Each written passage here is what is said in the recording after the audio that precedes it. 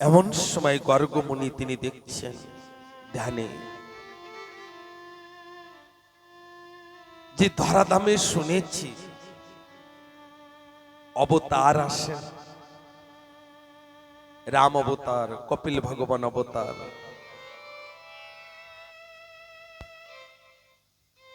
পরশুরাম অবতার, কিন্তু এ তো কোনো অবতারই নয়। আজকের যশোদার কোলে যিনি বিরাজমান আছেন ইনি তো সেই সাক্ষাৎ পূর্ণরূপে সাক্ষাৎ আমার নারায়ণ, তিনি আজকের যশোদার কোলে বিরাজমান আছেন। গর্গমণি তিনি ধ্যান করে বলছেন, ঠাকুর আপনার কি নামকরণ করব? হে ঠাকুর, আমার কাছে যা জ্ঞান আছে, বুদ্ধি আছে, বিদ্যা আছে, সবই তো আপনারই দেন। আমার বলতে তো এই জগতে কিছুই নাই। বাবা, এই জগতে মানুষ দুঃখ কেন পান জানেন? নিজের দুঃখ নিজেই কুড়িয়ে আনে। এই জগতে কেউ কাউকে দুঃখ দিতেই পারে না। আমি যদি হাজারে চেষ্টা করি না, তা আপনাকে দুঃখ দিতে পারবো না। আরেকটি কথা বলবো, এ কথাও কাউকে বলবেন না। যদি আপনার মৃত্যু না থাকেন না, তা ৮০ নম্বরের সবাই মিলেই যদি আপনাকে ধরে পেটান না, আপনি মরবেন না। আর যদি মৃত্যু থাকেন না, এখানে বসে বসেই মৃত্যু হয়ে যাবে। তা আজকের এই জগতে মানব দুঃখিত কেন জানেন?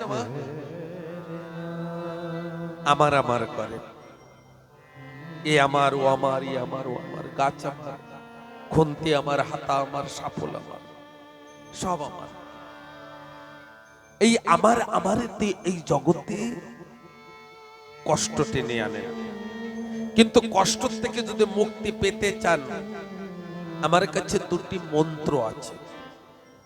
যদি নেন না, তো অবশ্যই জীবনে আর কষ্ট আসবে না। পয়লা মন্ত্র কি? কেউ আমাকে ভালোবাসুক আর না বাসুক তাতে আমার আসে যায় না।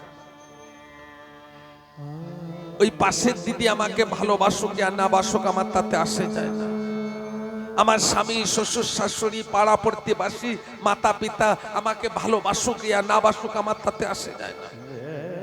আমি সকলকে ভালোবেসে যাব। পয়লা মন্ত্র।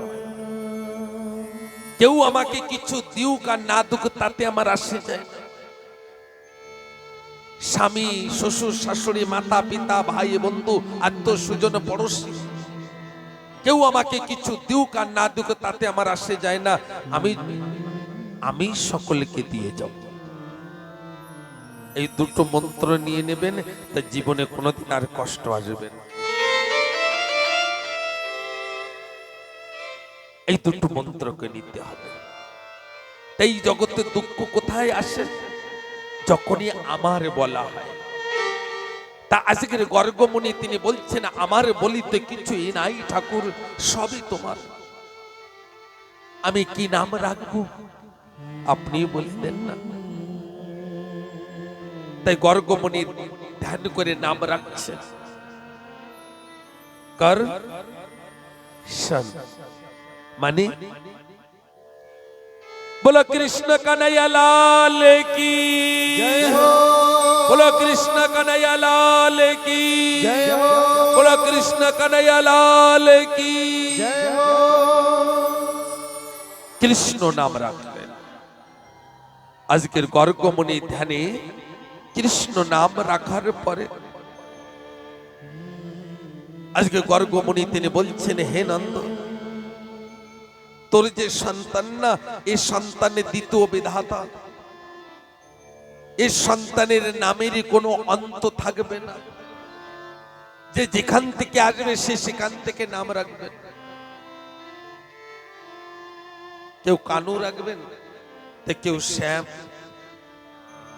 কেউ শ্যাম রাখবেন, তো কেউ মাখন চোর, রঞ্ছর, মধু, মধুসূদন, যে জানতে আসবে নাম রাখবেন।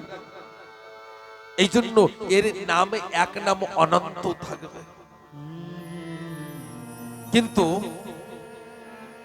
আরেকটি কথা, হে নন্দ তুমি জানো না, এই জন্য আমি এই নামকেও রেখে যাচ্ছি।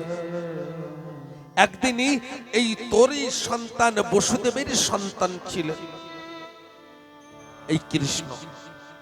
এই জন্য একে অনেক জনে, অনেক ভক্ত ওর পিতা বসুদেবের নামের সঙ্গে অনেকে ডাকবেন।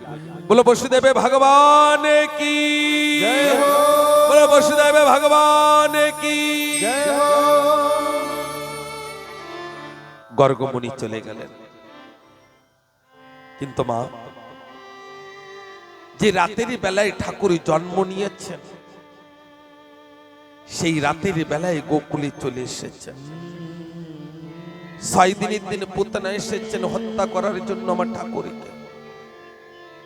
21 দিনের দিন পুতনার ভাই এসেছেন। আসেন, আজকের যে গোবর্ধন পূজা, ও বিষয়ে কিছু আমাদের অবশ্যই আমরা শ্রবণ করব, কিন্তু বাল্য লীলার কথা কিছুটা শ্রবণ করে যাই। মা, আজকের একটা সুন্দর কথা বলতে যাচ্ছি, আমরা অনেকে শ্রবণ করি নাই। আমার ঠাকুর, তিনি 1 পা 2 পা চলতে পারেন, আর হাতে পায়ে হাওড় গোড়া দিয়ে চলেন। এমন সময় এক ঋষি হিমালয় পর্বতের থেকে নেমে এসেছেন নিচে। আরেকটি কথা বলবো, সাধুগুরু বৈষ্ণব যদি বাড়িতে প্রসাদ পাবিয়ে দেন না, আপনার এই জীবনে কোনোদিনও অমঙ্গল আসবে না। আরেকটি, আজকের মা যশোদা চিন্তন করছেন, একটি ঋষি ঘুরে বেড়াচ্ছেন এই গোকুলি দিয়ে। তাই মা যশোদা তিনি 2 হাতে জোড় করে বলছেন, ঋষি মশাই, আজকের দুপুরে বেলায় প্রসাদ আমার বাড়িতে পাবেন। মা যশোদা বলছেন, ও মাইয়া। আর মা যশোদা সুন্দর সুন্দর করে প্রসাদ তৈরি করেছেন। আর প্রসাদ তৈরি করে মা ঋষি মশাইয়ের বসার স্থানে দিয়েছেন। আর ঋষি মশাইয়ের সম্মুখে ওই প্রসাদ সাজিয়ে দিয়েছেন। ওমা, ওই সব থেকে এক একটু করে প্রসাদ নিয়ে ওই অন্ন প্রসাদের পরে রেখে, এদিকে ধ্যান দেন, ওই ঋষি মশাই তিনি কি করছেন, 2 নয়ন বন্ধ করে মন্ত্র করছেন। কি মন্ত্র? হে অনন্ত কোটি ব্রহ্মাণ্ডের মালিক শ্রী হরি,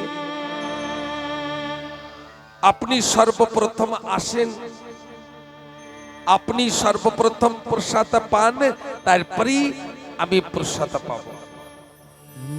এই কথা বলে 2 নয়নে মেলিয়ে দেখছেন যে যশোদা নন্দন কৃষ্ণ ওই প্রসাদের থালে হাত দিয়ে ওই প্রসাদ পাচ্ছেন বসে বসে। ঋষি মশাই 2 নয়নে মেলিয়ে দেখছেন একটা বালক আমার প্রসাদ নষ্ট করে দিয়েছে। ঋষি মশাই তিনি বলছেন, হে যশোদা, দেখ একটি বালক এসে আমার প্রসাদ নষ্ট করে দিয়েছে। মা যশোদা এসে 2 হাতে জোড় করে বলছেন, ঋষি মশাই, এই প্রসাদকে সরিয়ে আমি আবার নতুন করে প্রসাদ লাগিয়ে দিচ্ছি। আর কৃষ্ণকে বলছেন, এই প্রসাদের কাছে যাবি না, ওখানে যাবি না। কৃষ্ণকে অনেক দূরে ওখানে বসিয়ে রেখেছেন। আর মা যশোদা কি করেছেন, সুন্দর করে আবার ভোগ প্রসাদ তৈরি করে ওই ঋষি মশাইয়ের সম্মুখে রেখেছেন।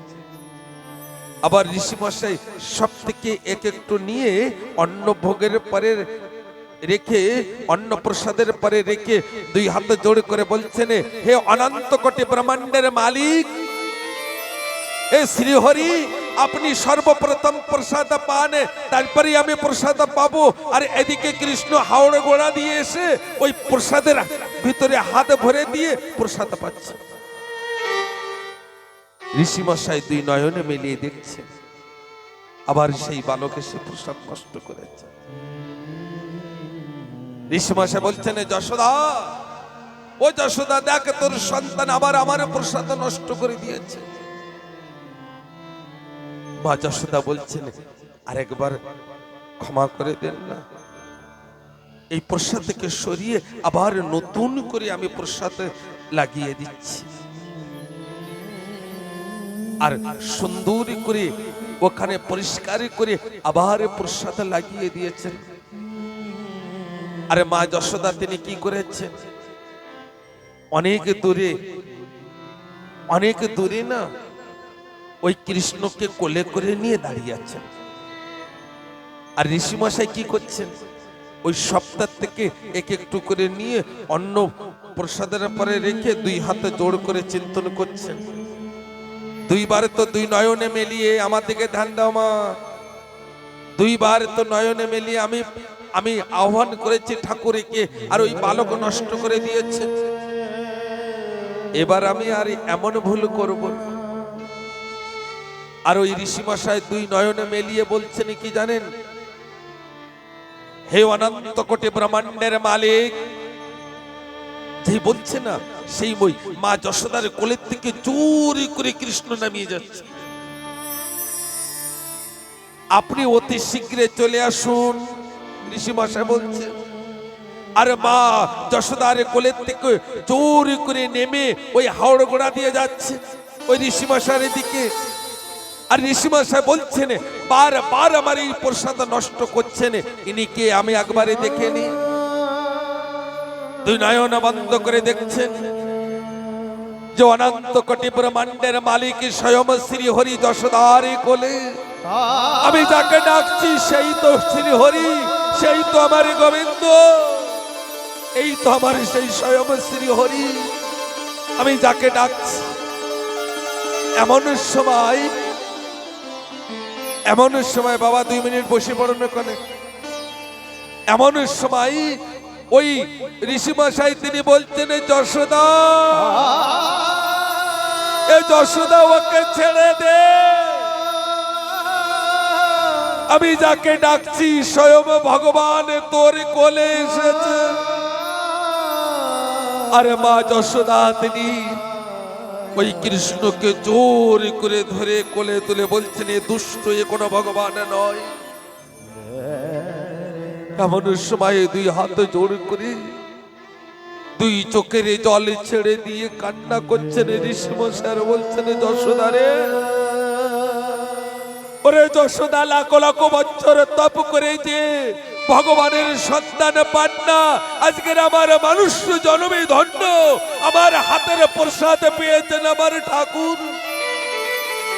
হে ঠাকুর, আপনি প্রসাদ পান, তারপরে আমি প্রসাদ পাবো। ঠাকুর আপনি পান, ধন্য আমার এই মনুষ্য জন্ম, যে আমি মনুষ্য জন্মে আজকের আপনাকে আমি দর্শনে পেয়েছি। ঠাকুর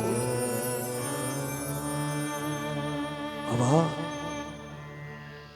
কোন দিনই কোন রূপে আপনার ঠাকুর আপনার কাছে আসবে, হয়তো সেদিন সেই রূপে আমরা আমার ভগবানকে চিনতে পারবো না। এই জন্য কোনদিনই কোন সাধু গুরু বৈষ্ণব কাউকে অবহেলা করবেন না। আরেকটি কথা বলবো, কি নিয়ে এসেছি আর কি নিয়ে যাব, সবই তো এখানেই থেকে যাবে না। একের সঙ্গে একে ঈর্ষা করে কি ফল পাওয়া যায়, একের সঙ্গে একে ঝগড়া করে কি ফল পাওয়া যায়। কলিযুগে তো আমার শ্রীকৃষ্ণ চৈতন্য মহাপ্রভুজি বলেছেন, প্রেমই সব থেকে বড় অস্ত্র। প্রেম ভালোবাসায় অনেক কিছু পাওয়া যায়, যা বন্দুক তোপ কিরপান তরোয়ালে আদিতে পাওয়া যায় না। এই জন্য একের প্রতি একের ভালোবাসা নিয়ে আসেন। এই জন্য তো আমার ঠাকুরের তিনি শ্রীকৃষ্ণ চৈতন্য মহাপ্রভুজি তিনি বলেছেন, ওরে সনাতন, জীবের পরে দয়া করো, জীবের পরে দয়া। আসেন, সময় অনেক হয়ে গেল তো, আর আজকে একটু হালকা বৃষ্টি হয়ে গিয়েছে, আর গোবর্ধন পর্বতের আজকের পুজো তো, এই জন্য বৃষ্টি হওয়া শুভ, অশুভ নয়। আর আগামীতে